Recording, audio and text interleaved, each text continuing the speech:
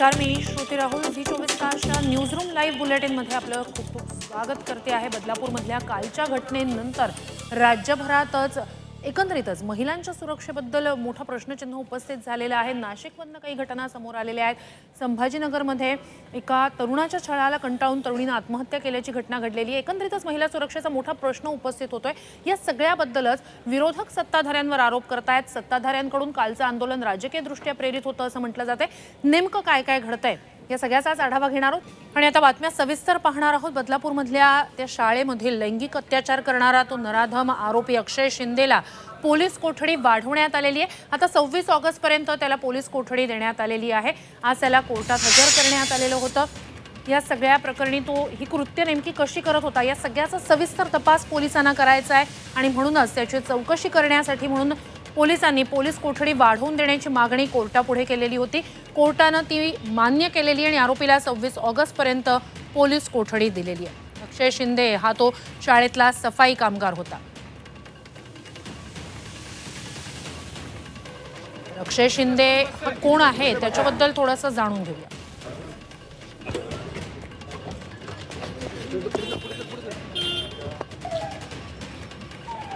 अक्षय शिंदे बदलापूर अत्याचार प्रकरणातला प्रमुख आरोपी, शाळेतला सफाई कामगार, 24 वर्ष वयाचा हा नराधम शाळेत स्वच्छता ठेवणं, मुलांना वॉशरूमला घेऊन जाण्याची त्याची जबाबदारी होती। काठीवाला दादा म्हणून तो शाळेतल्या मुलांमध्ये प्रसिद्ध होता। आउटसोर्सिंगद्वारे त्याची नियुक्ती करण्यात आलेली होती।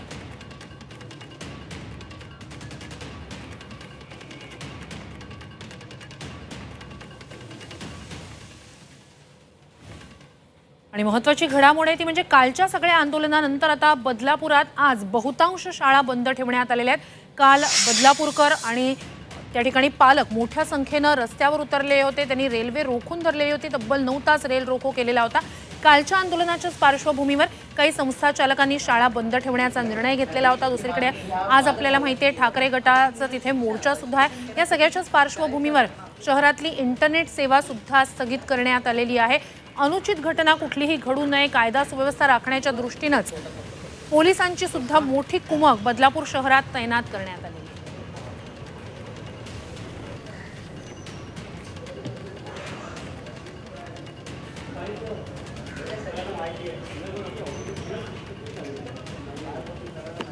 तर काल तब्बल 9 ते 9.5 तास रेल्वे सेवा रोखून धरलेली होती बदलापूरमध्ये आंदोलकांनी आणि त्यातल्या 32 जणांना अटक करण्यात आलेली आहे। तर 300 ते 400 आंदोलकांवर गुन्हा दाखल करण्यात आलेला आहे। बदलापूरमधलं हे आंदोलन होतं ज्यामुळे मध्य रेल्वेच्या सेवेवर मोठा परिणाम झालेला होता आणि 32 आंदोलकांना या प्रकरणी पोलिसांनी अटक केलेली आहे।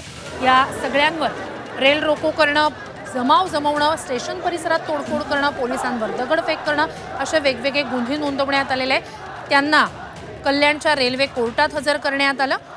300 पेक्षा अधिक आंदोलकांवर कालच्या आंदोलनाप्रकरणी गुन्हे दाखल करण्यात आलेले आहेत। आणखीही अनेकांचा शोध सुरू आहे। तर बदलापूरमधलं कालचं आंदोलन हे राजकीय दृष्ट्या प्रेरित होतं। 8 ते 9 तास आंदोलन लांबलं। या सगळ्यामागे हे राजकीय दृष्ट्या प्रेरित आंदोलन होतं असा आरोप, असं वक्तव्य मुख्यमंत्री एकनाथ शिंदे यांनी केलेलं आहे। हे आंदोलन 8 ते 9 तास कसं लांबलं? जर मंत्र्यांनी या सगळ्या मागण्या मान्य केलेल्या होत्या, या प्रकरणी SIT स्थापन करण्यात आलेली होती, तरीही हे जर आंदोलन होत असेल, बाहेरून लोक आणली जात असतील तर हा सरकारला बदनाम करण्याचा डाव होता असं मुख्यमंत्री एकनाथ शिंदे यांनी म्हटलंय।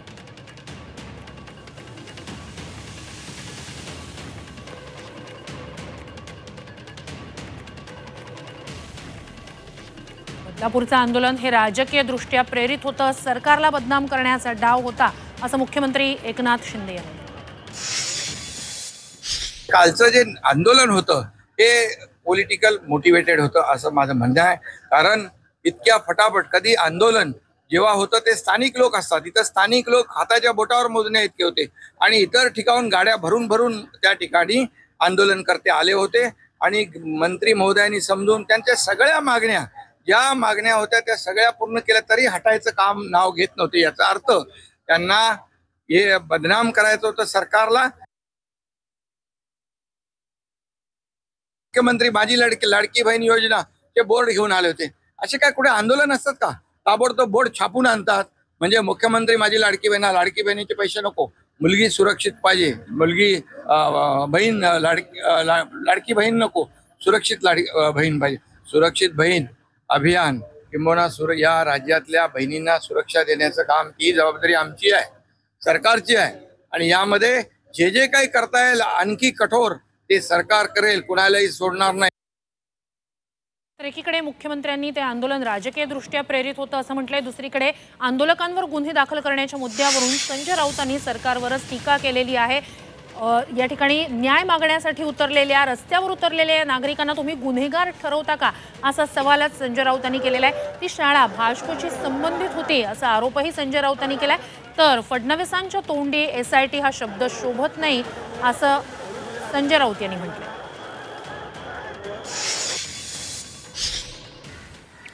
देवेंद्र फडणवीस यांनी SIT स्थापन केली अशी घोषणा केली. काय गरज आहे? आरोपी पकडलेला आहे ना, पोलिसांनी तपास केला आहे ना. SIT हा शब्द त्यांच्या तोंडात शोभत नाही. ठाकरे सरकारनं अनेक गुन्ह्यामध्ये ज्या SIT स्थापन केल्या होत्या, त्या गृहमंत्री झाल्याबरोबर पहिल्या 24 तासामध्ये देवेंद्र फडणवीस यांनी सगळ्या SIT रद्द केल्या. याचा अर्थ तुम्ही SIT मानायला तयार नाही कोणतीही. या उद्रेकातून जर लोक रस्त्यावर उतरले असतील तर तुम्ही त्या लोकांना गुन्हेगार ठरवता, त्या लोकांवर खटले दाखल करता. काय करताय तुम्ही महाराष्ट्राचे अब्रू काढताय. तर कालच्या घटनेनंतर एकंदरीतच महिलांच्या सुरक्षिततेच्या मुद्द्यावरून मुख्यमंत्र्यांनी आणि दोन्ही उपमुख्यमंत्र्यांनी राजीनामा द्यावा अशी मागणी करत पुण्यात राष्ट्रवादी शरदचंद्र पवार पक्षाच्या कार्यकर्त्यांनी आंदोलन केलं. सुप्रिया सुळेंनी या आंदोलनाचं नेतृत्व केलं. जोरदार घोषणाबाजी यावेळेला सरकार विरोधात करण्यात आली. बदलापूरमधल्या घटनेचा निषेध नोंदवत नराधमाला फाशीची शिक्षा देण्याची मागणी करण्यात आली. राजीनामा द्या, राजीनामा द्या, राजीनामा द्या, राजीनामा द्या, राजीनामा द्या, राजीनामा द्या, राजीनामा द्या, राजीनामा द्या, राजीनामा द्या, राजीनामा द्या, राजीनामा. हा अशा लोक जे बलात्कारी आहेत किंवा महिलांवर जे अन्याय करतात त्यांच्यावर कसा नसतो. ह्यांचा धाक फक्त इन्कम टॅक्स, CBI, ED यापुरतंच सीमित आहे. म्हणजे घर फोडा, पक्ष फोडा, भीती दाखवा एवढंच करतात. या नराधामांच्या विरोधात या सरकारला किंवा सरकारची भीती कुणालाच वाटत नाही. तर सरकार असंवेदनशील आहे असा आरोप विरोधक करतायत. दुसरीकडे सरकारकडून हे प्रकरण आम्ही गांभीर्यानं हाताळतोय असं म्हटलं जात आहे. उपमुख्यमंत्री अजित पवारांनी या संदर्भात काय म्हटलंय ऐकूया. काही नाही, आज मी बऱ्याच महिन्यापूर्वी आमचे आमदार आशुतोष काळेंना शब्द दिलेला होता की 71व्या अभिष्टचिंतन सोहळ्याच्या निमित्तानं तुम्ही आलं पाहिजे. आज मी रत्नागिरीला न जाता इकडे आलो. आता इथनं मी लातूरला चाललो आहे, कारण बीडला कार्यक्रम आहे आणि त्यांना शुभेच्छा देण्याच्या करता मी आलेलो होतो. बदलापूरची घटना दुर्दैवी आहे, मात्र जे आंदोलन झालं ते विरोधकांचं प्रेरित होतं असं म्हटलं जातं. मी तुम्हाला सांगू का, मी तुम्हाला सगळ्या पत्रकार मित्रांना माहिती आहे, मी यावेळेस ठरवलेलं आहे की आपल्याला जे काही वाटतं त्याबद्दल बोलायचं. त्या संदर्भामध्ये बाकीचं कुणाला जे काही बोलायचं असेल ते बोलतील. असल्या ह्या नराधमांना अतिशय इतकं कडक शासन दिलं पाहिजे की पुन्हा त्यांना अशा गोष्टी करण्याचं धाडसच होता कामा नये. एवढं कडक शासन दिलं पाहिजे की पुन्हा असलं काही करण्याच्या स्थितीत ते राहिलेच नाही पाहिजे. म्हणजे कसलं शासन दिलं पाहिजे बघा. तशा पद्धतीचा कायदा आपण विधानसभेत त्यामध्ये पुन्हा अशा प्रकारची कृत्य करण्याची कुणाचीही हिंमत झाली नाही पाहिजे. अशा प्रकारचा कडक कठोर शिक्षा व्हावी असं उपमुख्यमंत्री अजित पवारांनी म्हटलेलं आहे. या सगळ्यानंतर सुद्धा नाशिक जिल्हा आज लहान मुलांवरच्या अत्याचारांनी हादरून गेला. 3 मोठ्या घटना नाशिक ग्रामीण भागातून समोर आलेल्या आहेत. चिमुकल्यांवर अत्याचार करण्यात आलेला आहे. 3 वेगवेगळ्या घटना आहेत. मात्र यानंतर पुन्हा एकदा लहान मुलांच्या सुरक्षेचा मुद्दा उपस्थित झालेला आहे. नाशिकमध्ये चांदवडमध्ये 2 अल्पवयीन मुलींचं अपहरण करण्यात आलेलं होतं. या प्रकरणी पोलिसांनी गुन्हा दाखल केलेला आहे. पोलीस आरोपींचा शोध घेत आहेत. तर सिन्नरमध्ये 4.5 वर्षाच्या चिमुकलीचं अपहरण करून तिच्यावर अत्याचार करण्यात आले. वावी गावात ही घटना घडली। पोलिसांनी चिमुकलीची आरोपीच्या तावडीतून सुटका केली आहे। आरोपीला अटक करण्यात आली आहे। तर वडनेर भैरव इथे 7 वर्षाच्या मुलाचं अपहरण करून त्याच्यावर अत्याचार करण्यात आले। या प्रकरणातील आरोपीलाही पोलिसांनी अटक केली आहे।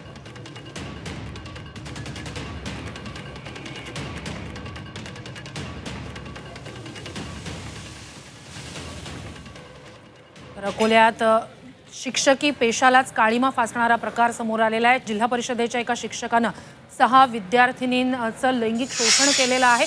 त्यांना तो अश्लील चित्रफित दाखवत होता आणि या चिमुकलींवर त्यानं अत्याचार केलेले आहेत। विनयभंग त्यांचा करण्यात आलेला आहे। अकोल्याच्या जिल्हा परिषदेच्या शाळेतला हा नराधम शिक्षक प्रमोद सरदार असं या शिक्षकाचं नाव। त्याला अटक करण्यात आलेली आहे। त्याच्यावर पॉक्सोसह विविध गुन्हे नोंदवण्यात आलेत। 8वीच्या वर्गातल्या मुलींना अश्लील व्हिडिओ दाखवायचा वाईट स्पर्श करत होता। पीडित विद्यार्थिनींनी या संदर्भात पालकांसमोर वाचा फोडली आणि विकृत शिक्षक प्रमोदचं हे कृत्य उघडकीस आलं।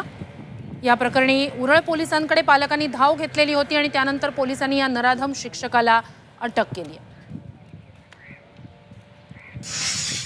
6 मुलींना मोलेस्टेट केल्या जाते। अश्लील चित्रफित दाखवून तो नराधम शिक्षक त्यांना मोलेस्टेट करतो। मला असं वाटतं पोलिसांचा धाक हा शून्य झालाय आणि त्याला एकमेव कारण आहे लोकप्रतिनिधींचा पोलिसांवर वचक नाही। कोण पालकमंत्री आहे? काय करतोय तो? आता 6 महिने अगोदर उपमुख्यमंत्री जे की गृहमंत्री आहेत हे आमचे पालकमंत्री होते आणि अकोल्यासारख्या ठिकाणी अशी घटना घडते। बाल कल्याण समिती सदस्य प्रांजली जयस्वाल यांनी सुमारे 2:30 वाजता फोनद्वारे माहिती दिली की जिल्हा परिषद शाळा उच्च माध्यमिक शाळा काजीखेड येथील शिक्षक प्रमोद मनोहर सरदार यांनी 6 मुलीचं विनयभंग केलेला अशा माहितीवरून पोस्टे उरल याच्या स्टाफ यांनी घटनास्थळी जाऊन सदर शिक्षकाला ताब्यात घेतले आणि छत्रपती संभाजीनगरमध्ये तरुणाच्या छळाला कंटाळून 17 वर्षीय तरुणीनं आत्महत्या केल्याचा धक्कादायक प्रकार समोर आलेला आहे आणि यानंतर संतप्त नागरिकांनी आंदोलन केलेलं होतं। छत्रपती संभाजीनगरमधला हा सगळा प्रकार होता। संभाजीनगरमध्ये या संतप्त नागरिकांनी आंदोलन करत हर्सूल टी पॉइंट जवळ रास्ता रोको केलेला होता। तरुणाच्या छळाला कंटाळून 2 दिवसापूर्वी या 17 वर्षीय तरुणीनं आत्महत्या केलेली होती। त्याचा निषेध नागरिकांनी नोंदवला। ठिकाणी तिची आईवर लागता कामा नये। आपला हा मोर्चा ज्या जेमीच्या दिवशी या गावामध्ये जे आपल्या माय कायदा सुव्यवस्था हातात घेऊ नका। दुसरी घटना त्या गावामध्ये काय झाले आणि एक महत्त्वाची घडामोड आपल्याला माहिती आहे राज्यसभेच्या 12 जागांसाठी निवडणूक होणार आहे आणि राज्यातल्या 2 जागांसाठीचे उमेदवार जाहीर करण्यात आलेले। राष्ट्रवादी अजित पवार पक्षाकडून नितीन पाटील यांना उमेदवारी जाहीर करण्यात आलेली आहे तर भाजपनं धैर्यशील पाटील यांना उमेदवारी जाहीर केलेली आहे। राज्यसभेच्या 12 जागांसाठी निवडणूक होणार आहे। नितीन पाटील यांना राष्ट्रवादी काँग्रेसनं उमेदवारी दिली आहे। ते आज अर्ज दाखल करतील तर भाजपनं सुद्धा 9 उमेदवारांची मंगळवारी घोषणा केली। राज्यात दक्षिण रायगडचे जिल्हाध्यक्ष धैर्यशील पाटील यांना उमेदवारी देण्यात आलेली आहे। केंद्रीय मंत्री पियुष गोयल आणि भाजपचे नेते उदयनराजे भोसले लोकसभेवर निवडून गेले त्यामुळे राज्यातल्या या दोघांच्या जागा रिक्त आहेत। त्यापैकी उदयनराजेंची जागा अजित पवारांच्या राष्ट्रवादी काँग्रेसला देण्यात आली तर पियुष गोयल यांच्या जागी धैर्यशील पाटील यांना संधी देण्यात आलेली आहे। भाजपनं त्यांचं पुनर्वसन केल्याचं मानलं जात आहे।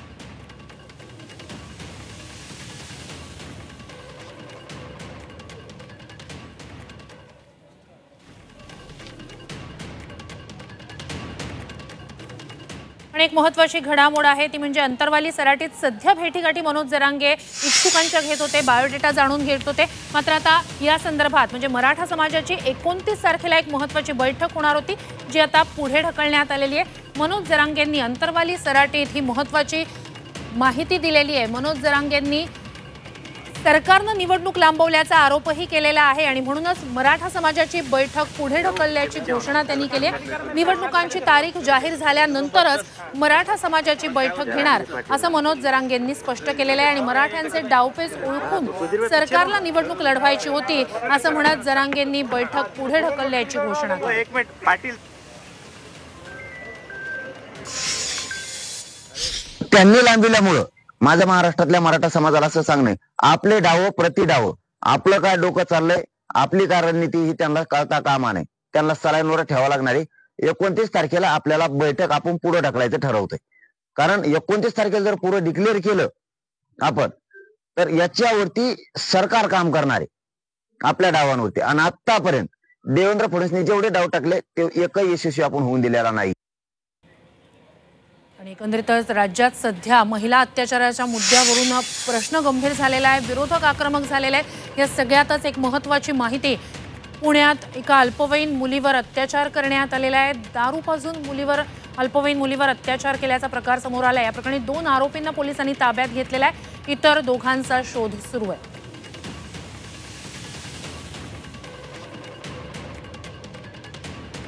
अधिकची माहिती या सगळ्या संदर्भात आपले प्रतिनिधी निलेश खरमरे यांच्याकडून जाणून घेऊया।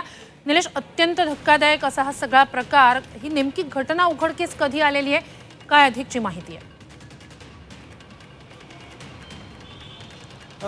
खरं तर हा जो प्रकार आहे हा काही दिवसांचा प्रकार आहे, मात्र या प्रकरणातला जो गुन्हा आहे तो काल दाखल करण्यात आलेला आहे आणि अल्पवयीन मुलीचे वडील आहेत त्यांनी समर्थ पोलीस स्टेशनमध्ये या ठिकाणी तक्रार दिली होती, त्यानुसार हा गुन्हा दाखल झालेला आहे। या गुन्ह्यामध्ये महत्त्वाचं म्हणजे हे जे मुलं आहेत ते मित्र आहेत आणि ते सगळेचे सगळे अल्पवयीन असल्याचं समजत आहे। आणि दुसरी महत्त्वाची बाब म्हणजे ती जी अल्पवयीन मुलगी आहे तिच्यासोबत तिला दारू पाजून तिच्यासोबत लैंगिक अत्याचार केल्याचं समोर आलं आहे। या प्रकरणी चौघांवर गुन्हा दाखल केलेला आहे, तर दोघांचा शोध घेतला जातोय। महत्त्वाचं म्हणजे या प्रकरणामध्ये एक तिची मैत्रीण सुद्धा असल्याचं समजतंय। खरं तर त्या मुलीला घरातून एका मैत्रिणीने घेऊन गेले, पार्टीला सांगून घेऊन गेले आणि त्या ठिकाणी दारूच्या नशेत तिला स्वतःला दारू पाजून 2 मित्रांनी तिच्यावर अत्याचार केल्याचं असं प्राथमिक माहिती मिळाली आहे, त्यानुसार आता गुन्हा दाखल झालेला आहे। महत्त्वाची बाब म्हणजे या प्रकरणामध्ये जी मुलगी आहे ती सुद्धा अल्पवयीन आहे आणि जे अत्याचार करणारी जी 2 मुलं आहेत ते सुद्धा अल्पवयीन असल्याचं या प्रकरणामध्ये आपल्याला पाहायला मिळत आहे। नक्कीच, तुर्तास धन्यवाद निलेश, तुम्ही दिलेल्या या संपूर्ण माहितीसाठी। तर पुण्यातली आणखी एक धक्कादायक घटना, अल्पवयीन मुलीला दारू पाजून तिच्यावर अत्याचार करण्यात आलेले आहे, ज्यापैकी दोघांना अटक करण्यात आलेली, दोघांना ताब्यात घेण्यात आलेले, दोघांचा शोध सुरू आहे। या सगळ्यात नंतर बदलापूरमधल्या घटनेत सध्या आता बदलापुरात ठाकरे गटाकडून आंदोलन केलं जाते, सुषमा अंधारेंच्या नेतृत्वात हे आंदोलन केलं जाते। बदलापूरमध्ये शाळेत मुलींवर लैंगिक अत्याचार करण्यात आलेले होते आणि या सगळ्यानंतरच बदलापूरकर संतप्त झालेले होते। बदलापूरकरांचा काल आक्रोश पाहायला मिळालेला होता आणि आता सुषमा अंधारेंच्या नेतृत्वात ठाकरे गटाकडून या ठिकाणी आंदोलन केलं जात आहे, मोर्चा काढला जाणार आहे। सुषमा अंधारे यांच्या नेतृत्वात ठाकरे गटाकडून बदलापूरमध्ये आंदोलन केलं जाणार आहे। निष्पापांची सुरक्षा वाऱ्यावर आहे, महिला सुरक्षेच्या मुद्द्यावर सरकार गंभीर नाहीये असं म्हणत विरोधकांकडून सरकारला जाब विचारला जातो।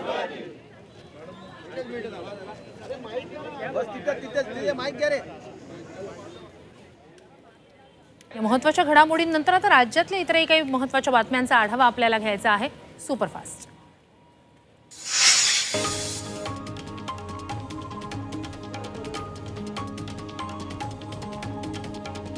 भाजप नेते समरजित घाटगे शरद पवार गटाच्या वाटेवर असल्याची माहिती सूत्रांनी दिली। 23 ऑगस्टला त्यांनी कार्यकर्ता मेळावा बोलवल्याची माहिती सूत्रांकडून मिळालेली आहे। शरद पवार गटात ते प्रवेश करण्याबाबत प्रमुख कार्यकर्ते आणि पदाधिकारी यांची मतं जाणून घेणार आहेत।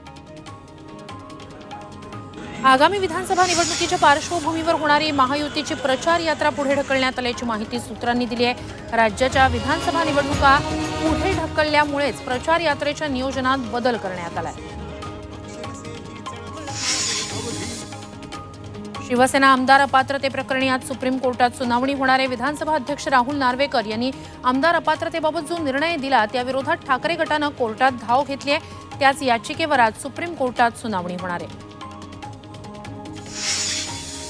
पुणे जिल्हा परिषदेचे माजी सभापती मंगलदास बांदल यांना ईडीनं अटक केली आहे।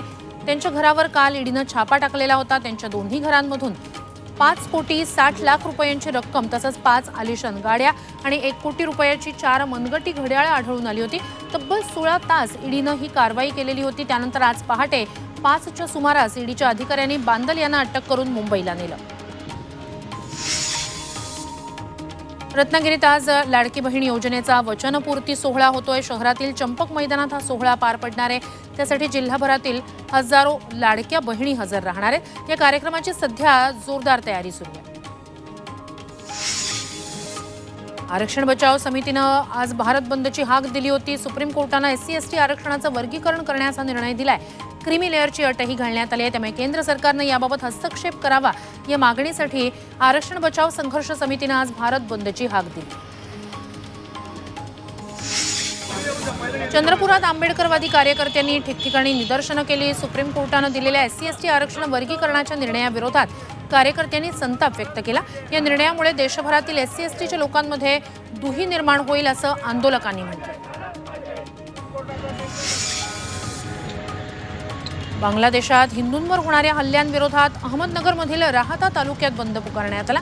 रामगिरी महाराजांच्या समर्थनार्थ बंदची हाक देण्यात आली। या पार्श्वभूमीवर सकाळपासून व्यावसायिकांनी सर्व व्यवहार बंद ठेवले। भारत बंदचे पडसाद नागपुरात उमटू लागले होते। उत्तर नागपुरातील सर्व दुकानं आज बंद ठेवण्यात आली।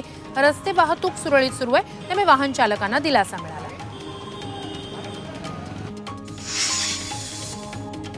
पुण्यात रात्री MPSCच्या परीक्षार्थींनी आंदोलन केलं। 25 ऑगस्टच्या आयोगाच्या परीक्षेत कृषी खात्याच्या 258 पदांचा समावेश करावा, अन्यथा MPSCनं ही परीक्षा पुढे ढकलावी अशी मागणी करत हे आंदोलन करण्यात आलं। त्याच दिवशी बँकिंग परीक्षा असल्यानं उमेदवारांना एका परीक्षेला मुकावं लागण्याची शक्यता आहे।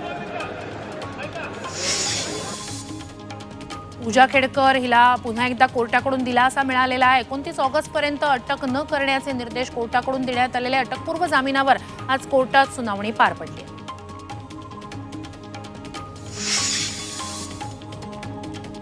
सोलापूरच्या सांगोल्यात आगामी विधानसभा निवडणुकीसाठी शेतकरी कामगार पक्षाकडून जोरदार शक्तीप्रदर्शन करण्यात आलं।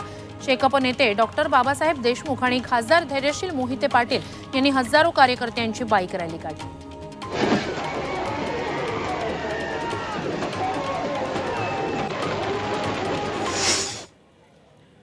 आणि या महत्त्वाच्या घडामोडींसह तूर्तास न्यूजरूम लाईव्ह बुलेटिनमध्ये वेळ झालेली आहे। इथेच थांबण्याची। पाहत रहा झी 24 तास।